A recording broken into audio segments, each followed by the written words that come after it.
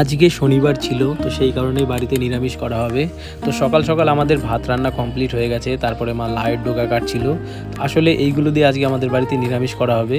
লাউয়ের ডোকার সাথে আরও কিছু সবজি মেশানো হবে, তারপরে একটা নিরামিষ তরকারি করা হবে। তো এখানে দেখো মা লাউয়ের ডোকা কাটার পরে আলু কাটছে। তো আলুগুলো খুব সুন্দর ছিল, তো মার কাটা খুব সুন্দরভাবে হচ্ছিল, আমার দেখতে খুব ভালো লাগছিল।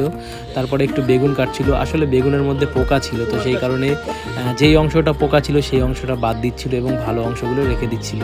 তো এখানে দেখো বেগুন কাটার পরে পটল কাটছিল। এই পটল এই সময়টা পাওয়া খুব রেয়ার, খুব দাম পটলের। তোমাদের ওখানে কীরকম দাম কমেন্ট করে জানিও। তো দেখো সবজি কাটা কমপ্লিট, তারপরে মুগের ডাল রান্না করা হবে, তো সেই কারণে কড়াইয়ের মধ্যে মুগের ডাল দেওয়া হয়েছে। তারপরে পরিমাণ মতন জল দিয়ে দিয়েছে মা। আসলে নিরামিষ তরকারি আমার খুব ভালো লাগে।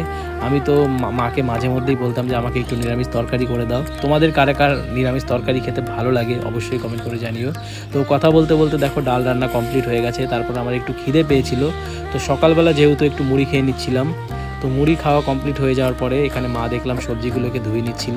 তো ছোট একটা ভিডিও ছিল, তোমাদের সাথে শেয়ার করলাম। যদি ভালো লেগে থাকে তাহলে একটা লাইক করো। দেখা হচ্ছে পরের ভিডিওতে।